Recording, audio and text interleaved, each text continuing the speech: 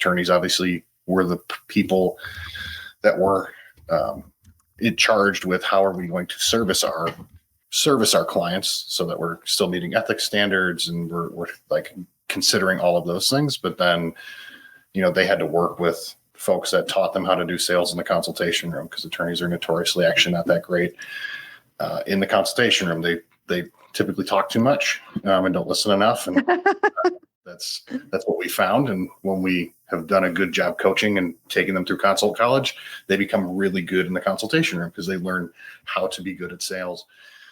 Well, welcome everyone. This is Ruby Powers, your host of Power Up Your Practice, and we have a great guest today, Anthony Karls. And I thought I was busy.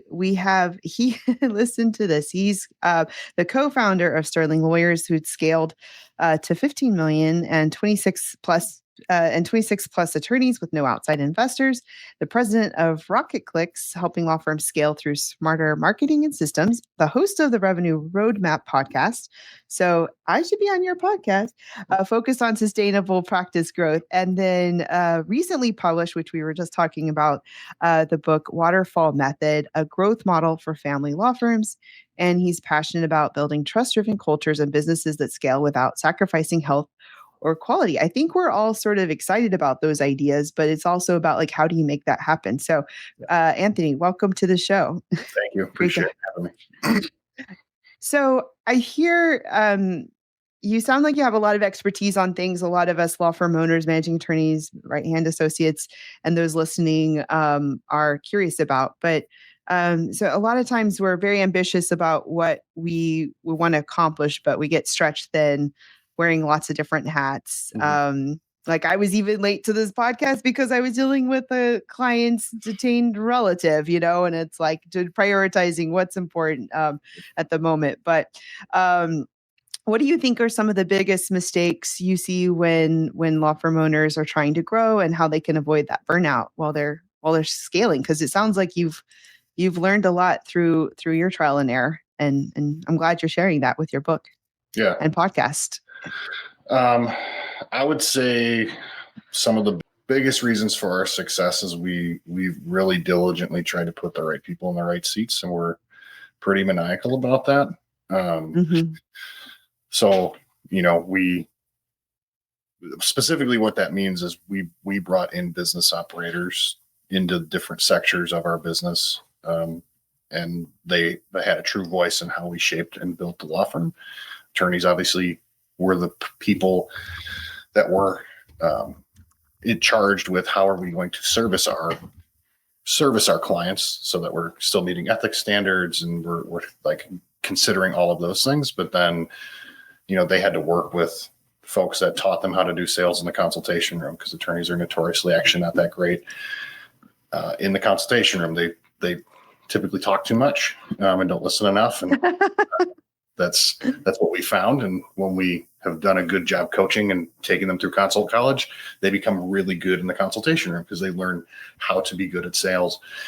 So they, we have them pair with different parts of the organization where we have subject matter experts so that they can access, their special gifting to the maximum extent, and the business can grow, and everybody has a much better financial opportunity as a result, because we're all leveraging each other's strengths instead of trying to moonlight as something that we're not. And it's typically the patterning we see when we work with clients. Is we engage. There's a managing partner or maybe a couple partner owners. They're practicing. They're also wearing all the business operator hats. They might have one business operations person who in our system would probably be a manager at best. And they're just burning themselves out on, both ends of the candle, and they're probably actually light in the middle at the same time, because they're trying to do all things for all people at all times. And it's really hard. So just to go back a second, your expertise, you're not a lawyer, but you have a law firm. You're a co-founder of a law firm through an LSO. Can you explain what that is for some listeners who might not know what that is? Sure. So what we've built is we actually have 3 different businesses. So I guess technically it's 4 different businesses. So one is Rocket Clicks. I'm currently the president of that. That's a growth consultancy for law firms and how to help them to grow. We also have 3 businesses that are kind of the operating function of the law firm on a day-to-day basis. So we have managing partner with two law firms, 2 actual law firms. One is in Wisconsin and one is in Illinois. We have 2 managing partner for each one of those law offices. And that's where all of our attorneys and paralegals work on a day-to-day. Our clients are serviced out of that. But then we have a 3rd business that's the LSO that actually helps run the businesses. And that's where our intake team is. That's where our sales manager is. That's where HR is. That's where our CFO and finance team are. That's where the function of the business is, if that makes sense. And the service of the client is in the actual law firms. And those 2 have a mutual agreement on how do we set this up and grow and scale this thing. And that's what we've spent the last 12 years building at Sterling, is how do we create this model so that as we get confident and start earning real money, we can continue to grow throughout the United States, and not kind of be not run the Cordell model, which is kind of just advertise on fairly male-oriented sports talk shows and just kind of rile up the base in terms of you're going to get screwed. But how can we actually be like a cemented part of the communities that we serve and actually service them like law firms have traditionally done historically? So that's kind of our vision and passion for what we're doing.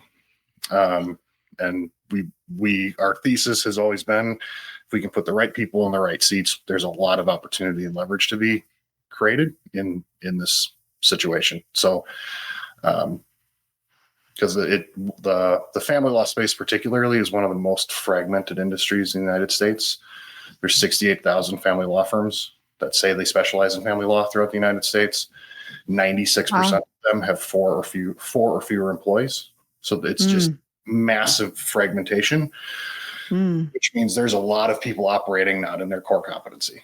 So when we came into the industry, we thought, okay, we really understood. We came from affiliate marketing. Like, we understood, we had a fairly large business outside of the law firm, where we had to run a sales team. We had 250 people in a call center. We had to run an operations team. So like, we had a big operation. So we had lots of expertise in that.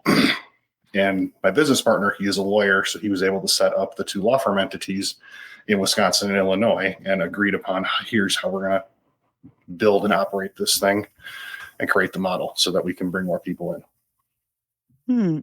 And so LSO stands for legal services outsourcing, or Legal service. in this. Okay. And so your expertise is more in this operational marketing space where to help law firm owners scale.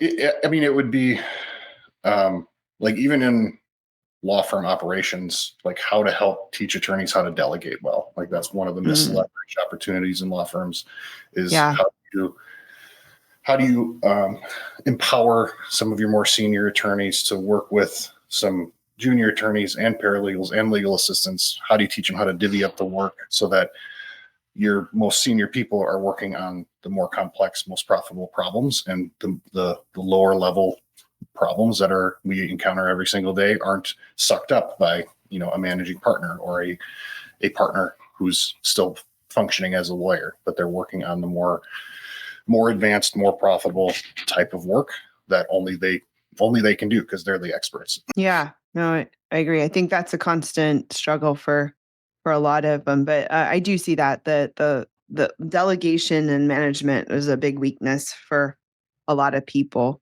Yeah. A lot of my expertise is in that. Like, I understand sales. I've had to run fairly large sales teams. I've built a lot of digital marketing. I understand. I'm certified as a leadership coach in a platform called Giant. And I have a very good understanding of how to run people operations within a business. And over the last 12 years, that's been honed for a law firm specifically. So I can bring a lot of that to the table when I engage at Sterling Lawyers, and that's similar service offerings we're building at Rocket Clicks. Oh, wow. Well, so I've heard you say like growth needs to be strategic, and not just aggressive. What what frameworks or signals should law firms be paying attention to before expanding? Sure. Uh, I would first start with how are you tracking your data? Mm, So what we call the waterfall, it's something that's accessible to any business, and it's basically tracking the value stream and the interactions between it. So almost all of family law firms specifically, they all function very similarly.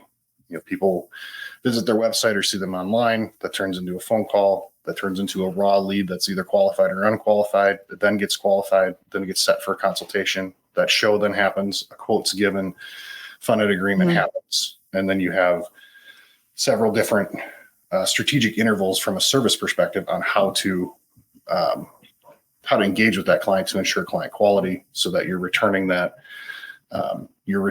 customer back into your marketing cycle as a review digitally, so that you can then kind of reinforce this circular wheel, and that's how you grow. But the first thing you need to do is figure out how you're going to track this, because as you grow, you essentially are going to the better you get at marketing, you're going to have an intake and sales problem, and then you're going to staff that. The two people that you might have currently answering the phones are really good. You're going to add a third, and now 33% of your intake process is now done by a new person who's not performing at the same level. Like, what is your system for making sure that's done well? It's then going to go to the attorneys. You're going to add more attorneys to the consultation room. They're not going to be, how are they situated to be successful there? So you just move the problem down the waterfall. oh, And like, that's what you need to be aware of, is like, what are you doing and where's the problem going to move as you grow and scale your business?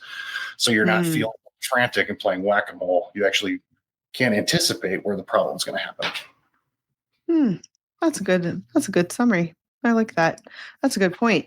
You said something about like getting the right people in the right seats, and we've all heard that in the business books. Like your book's been out for a little while. My second book's been out for a year. Like in preparation for all that, I read gazillions of books. But like the actual practical side of getting the right people in the right seats and then ejecting them when they're the wrong person, like what are some of your tips on that? It's gonna be it's twofold, really. One is kind of the easy logical part of it, which should be based in data. So like, how are you actually tracking the performance of these roles? Are the expectations clear? Is it clear for me to Mm-hmm. understand what your expectations are, and am I hitting them? And if I'm not, Mm-hmm. are we having not once a year annual conversations around performance? How are we having ongoing conversations around performance? Mm-hmm. And then if we are doing that appropriately, the easy part, once you're engaged in a coaching conversation, is like, are they a good culture fit? Like, do they actually respond to the coaching? Do they want to grow? Do they believe in where we're going and what we're trying to accomplish? Because if you have the right person who just needs skills, like, you can give a lot of people skills, and I have a lot more tolerance for that. But if they're really pushing against the reality that they don't have a skill, or they have a really low will, like, there's a skill will matrix that every business leader should understand. You can be high skill and low will. That's probably not a top performing team member. You can have high Mm-hmm. will, low skill, and it's like, that's a real good potential person. And like, Mm-hmm. you got to figure out as the leader, is like, where do they fall in that matrix, and then how do you coach them up or out? And that's really your responsibility from like a culture perspective. It's like, what does will mean for your business, and what does skill mean for Mm-hmm. your business, and what's your tolerances on either side? It's sort of like the Gino Wickman get it, want it, and the capacity to do it Yeah, type of idea. Um, so speaking about culture, what are some practical steps the leaders can take to create that trust and accountability in their team? sure. So something we engage all of our team members in. So we take people development super seriously. Like, that's how we've created really high retention, Mm, high engagement in our companies. What that looks like practically is every person in our org, they're required in their first 60 days of employment to write their PPF goals. So that's mm, personal, professional, financial goals. They're written on a 1, 3, and 5 year time horizon. Um, and then those are brought into their biweekly coaching sessions. And like, my job as the coach is, if you tell me you want to accomplish X, My job is to ask you, how is X going? I'm going to hold you accountable to that, because you're every single person in an organization is a leader. You're either a me leader, and you need to show that you can achieve your goals, understand how people respond and act, or you're a we leader, which is like you're helping other people achieve their goals.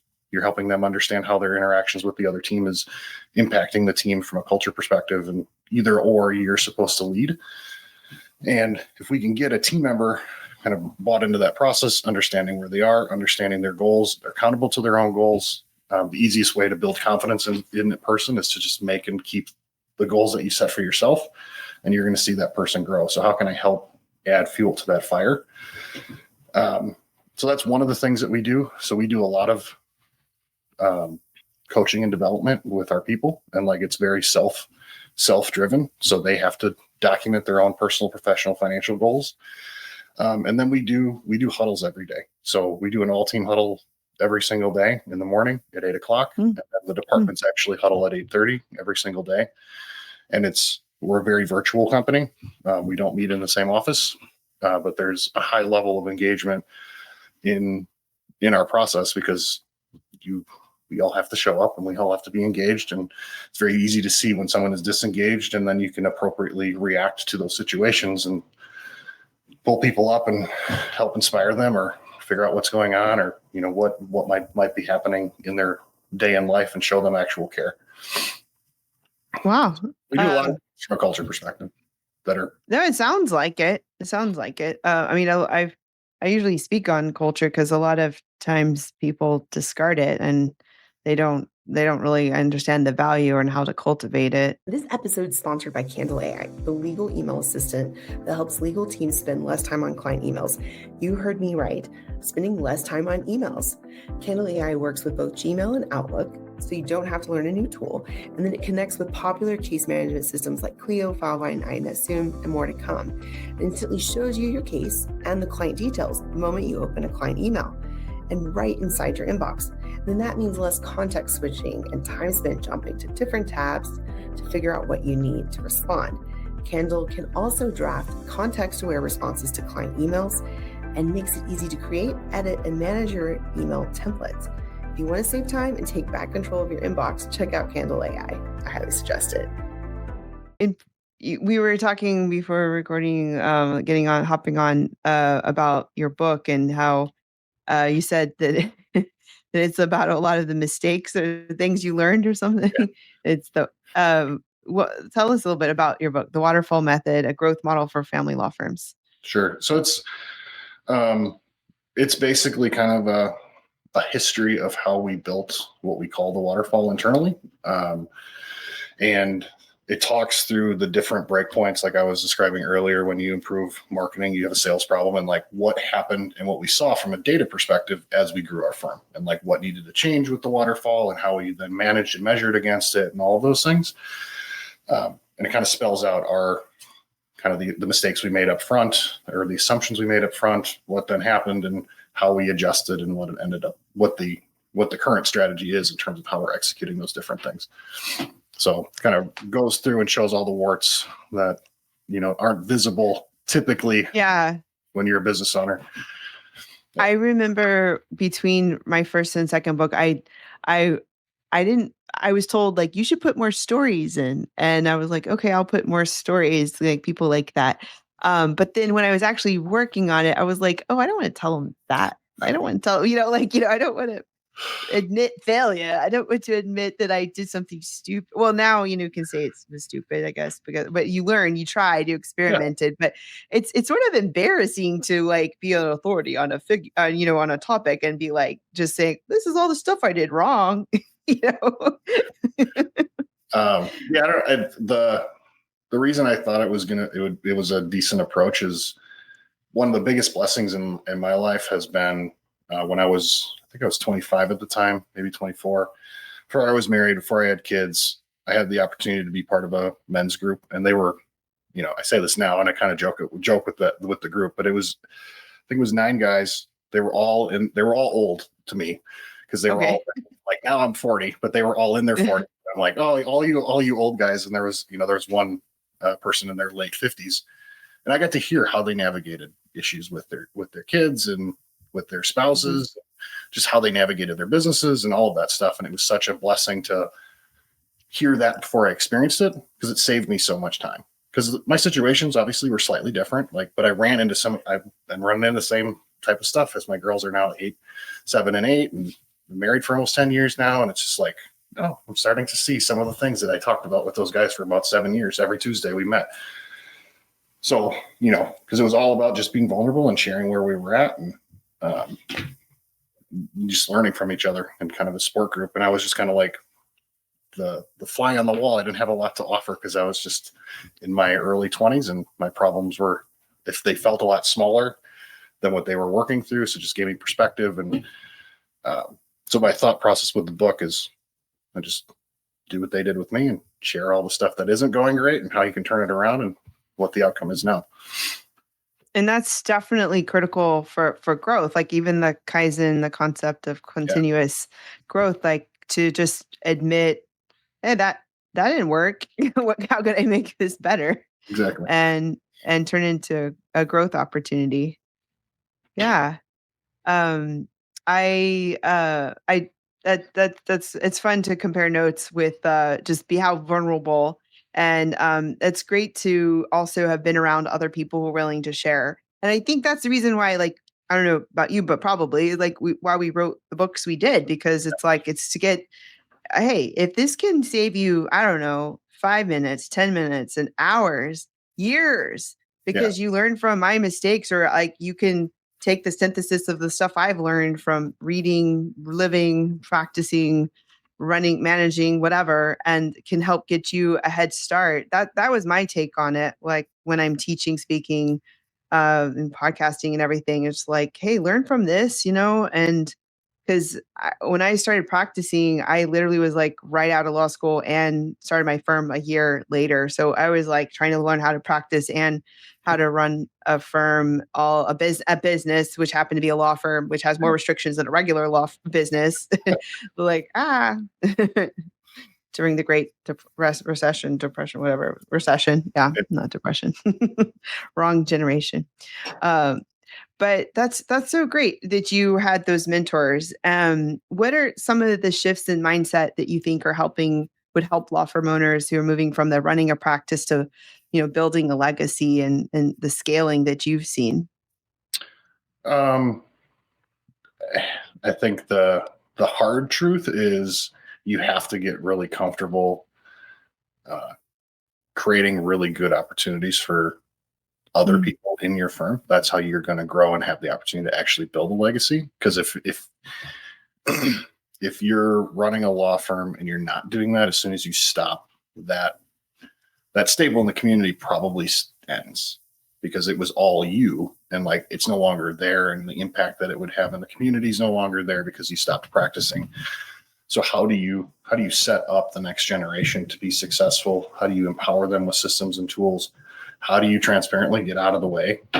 Partly why I left Sterling Lawyers and moved over to RocketClicks is RocketClicks was a much smaller business. It got to 13 million. I'd never ran a business before. I started when we started this business when I was 27.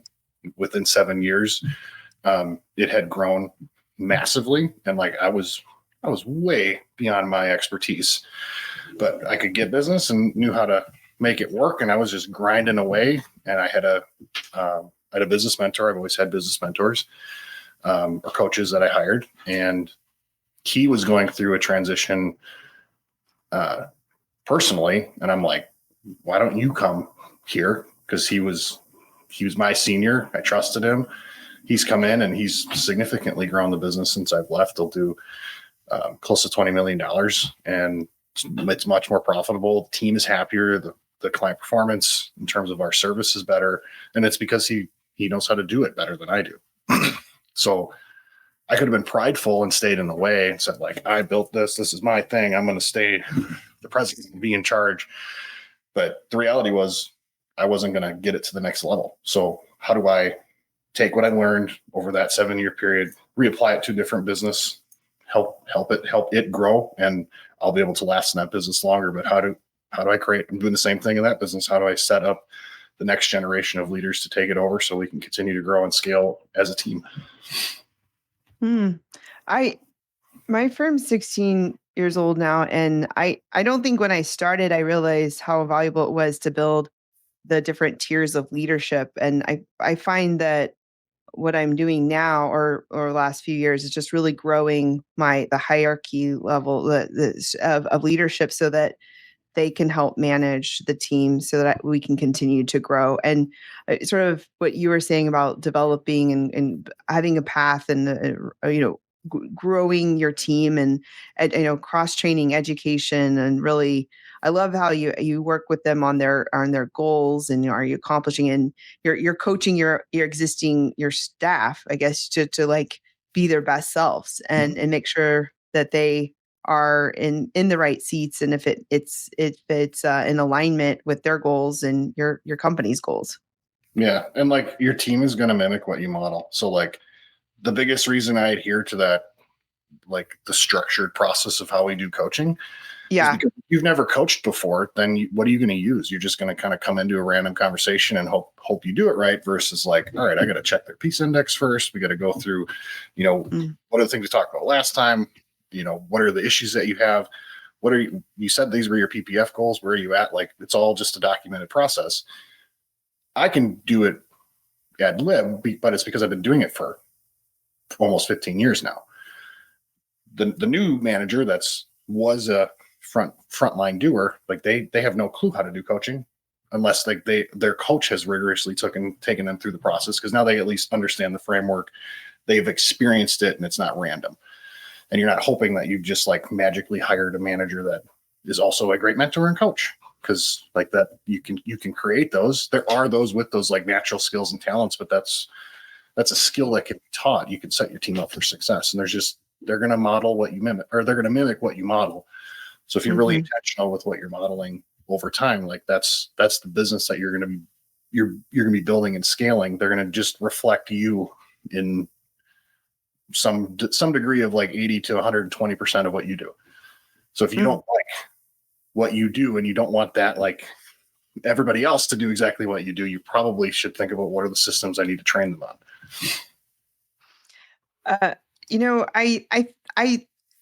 I didn't put the word grow in my first book because I thought that there's a lot of people. You say, was the word you said for family disjointed, or what was the word you said for the way that a lot of family law firms are small and sort of I forgot what fragmented. Okay.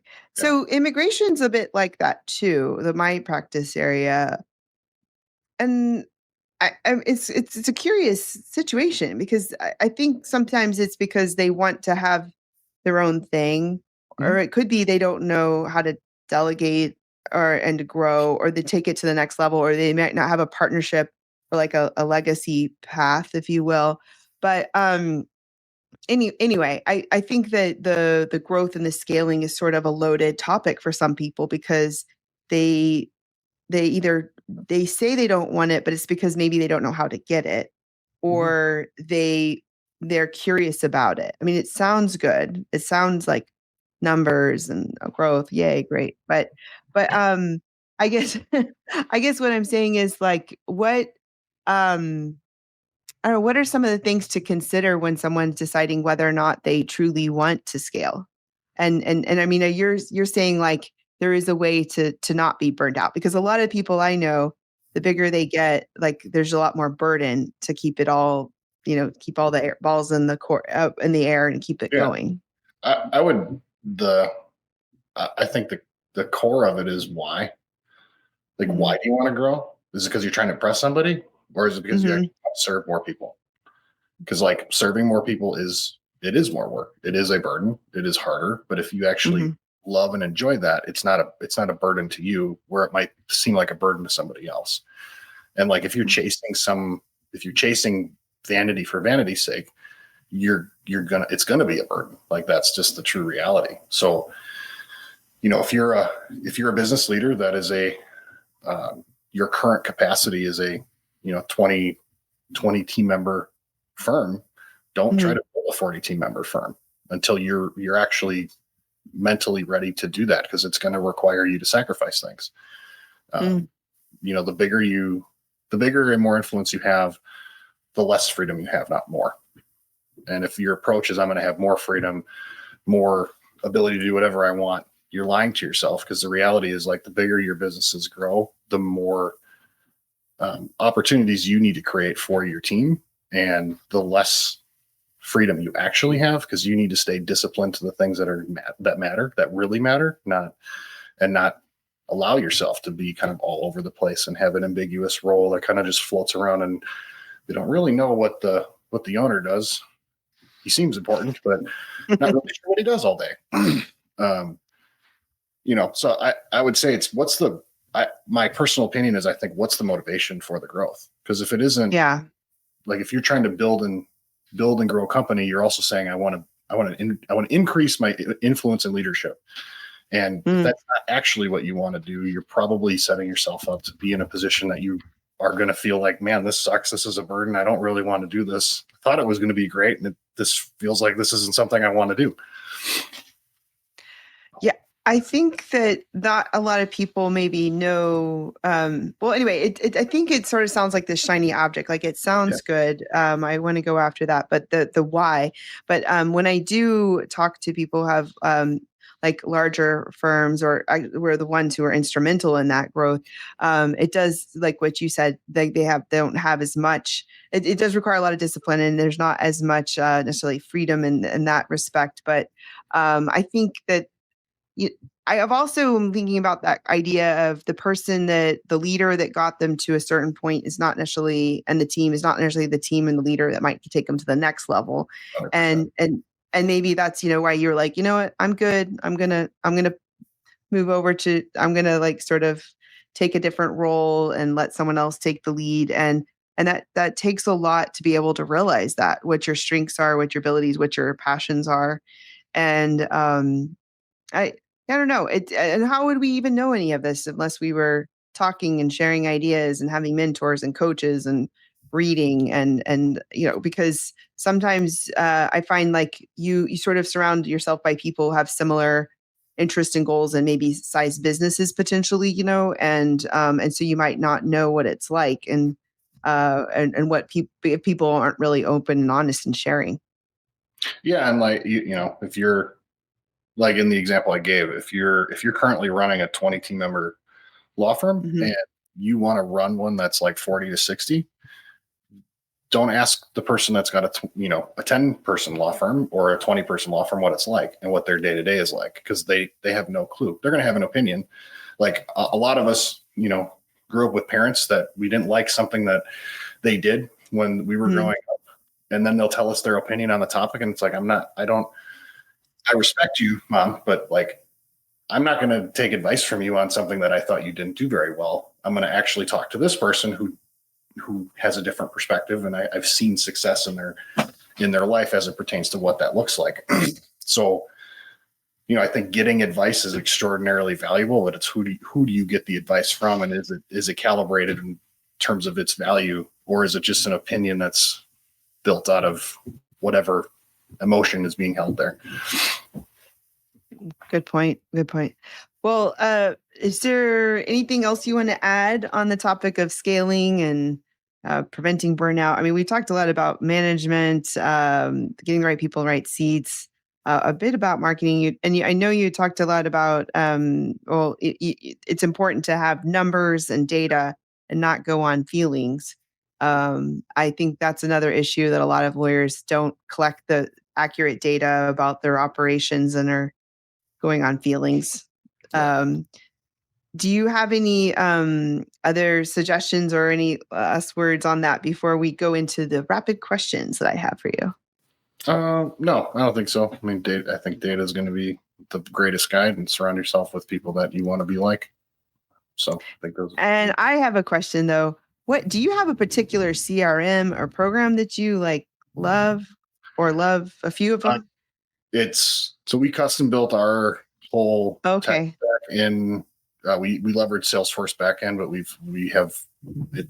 None of the screens our team uses are Salesforce screens. It's all custom development. That was intentional because we Salesforce scales. It will scale, to the extent that we want to grow the business. Mm-hmm. That's why we evaluated Clio and Lawmatic and a bunch of different practice management tools as well.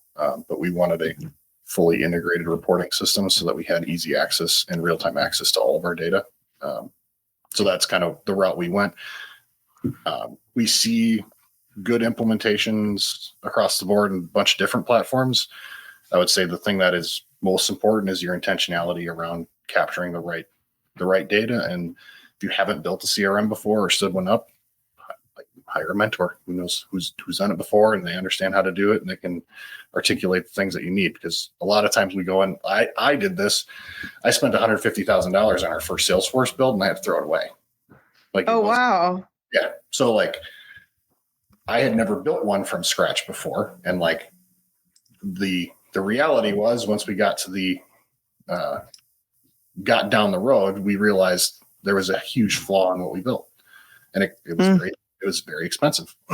So we, at that point, then we did hire a systems architect that had done this before, and they helped build and architect the system for us. And I don't know if that makes sense, but mentorship, I think, is so important in a lot of different areas of your business.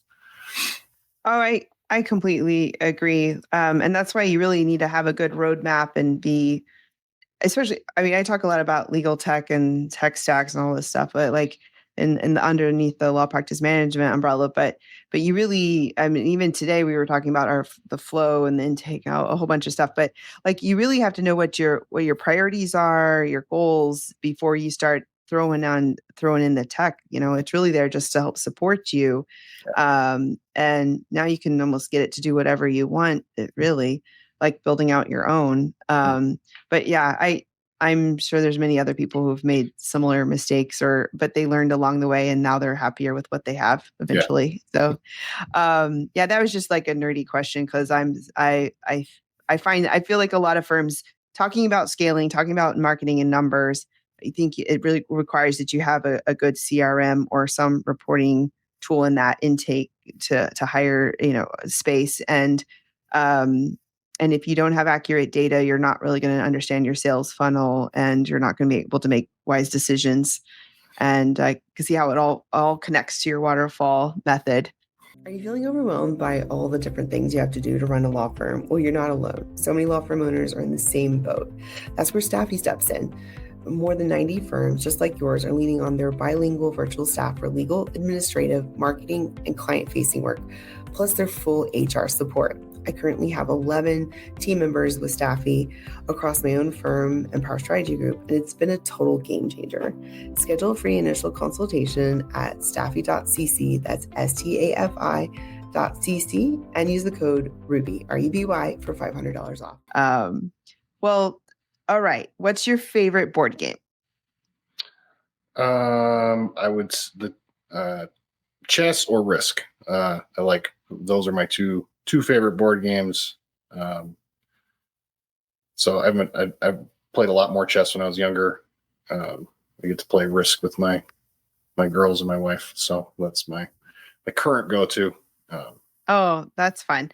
My brother and his friends would play Risk, but it would be an all night thing. So so I'm just I don't have half a day to give to that. But it's another version of it. It's a little more complicated. That's fun. We usually do that during the holidays with a bunch of the attorneys at the firm. They love Axis and Allies, and we sit there for a couple of days trying to play it. That's cool. Yeah. What would you consider your superpower? Probably discipline. So I've journaled. I've done professional journaling since about 14 years now. So every single day, I write down who I want to be, kind of in my spiritual life, what I want to be as a father, what I want to be as a husband, what I want to be as a leader in my business, what my goals are for the year. And then I rewrite my to-dos list every single day. And that's really kept me focused and helped me understand my why in a very intentional way, or a very intense way. And it takes a lot of discipline because it's so easy to like, I don't have to do that today. And like the seasons that I do it very, very consistently are the most productive seasons that I have. And the seasons that I don't, I see myself regress a little bit in terms of performance. Wow. This next question, some people think it's similar, but it's separate. But what would be a habit that you know contributes to your success? I would probably say the journaling. The journaling. It's a journaling. Yeah. The discipline of doing it would be my first, answer to the last question. Your your superpower. Yeah. That habit, I think, is one of the things that makes me successful. That and like I work out a lot. That's my stress relief. So it's now where I spend a lot of time with my wife. We work out together every morning. So it's nice. It's good one-on-one time that we get, and stress relief and all kinds of good stuff. Awesome. Well, we need to take care of ourselves. And I know when I talk, I like adding this question because a lot of the guests it's usually something to do with what they do in the morning, their answer for the habit and how they start their day. What would be a favorite book or podcast you'd like to recommend to our listeners? So I love the book, The Goal by Elijah. It's Elijah Goldratt, I believe is his name. Goldratt? Goldratt, yeah. It talks about a business concept called the theory of constraints. And it's in a manufacturing setting, but it's a really well written, and it's written as a story. So it's super accessible and engaging to anybody that wants to read, because they kind of bury the principles in the story. And it's a very interesting book. The audio is really good because they have like different actors speak for different characters. So it's very well put together. We have that book at my house, but I've never read it. So I guess gonna need to go find it. Okay, that's a good one. Well, so Anthony, how can people find you, connect with you, keep the conversation going with you if they want to reach out? Sure. You can find me on LinkedIn. Just look me up, Anthony Karls. Our website is rocketclicks.com. We have podcasts on kind of all the different podcast platforms. So there's a lot of different ways to get a hold of me. I would say the easiest way to get to any of those channels is rocketclicks.com. And your podcast is called Revenue Roadmap? Correct. Yep. Okay, awesome. Well, thanks so much for joining me today. Enjoyed learning about you and your journey, but specifically on like what you've learned and that you're sharing that through your book of all the ups and downs, and the ability to, if you want to, a lot of the tricks and tips on how to scale, and just sort of the leaning into having mentors, coaches, and learning from others during this time. And I think that we're both strong proponents for learning from others' mistakes and trying to take your game, whatever it may be, to the next level. Thanks for joining us, everyone, on Power Up Your Practice. You can connect with us on the School Community Power Hub, and you can get the Power Up Your Practice on Amazon. And we'll see you next time. Thanks for listening. Thank you for tuning in to Power Up Your Practice. I'm Ruby Powers, and it's been a pleasure sharing this time with you.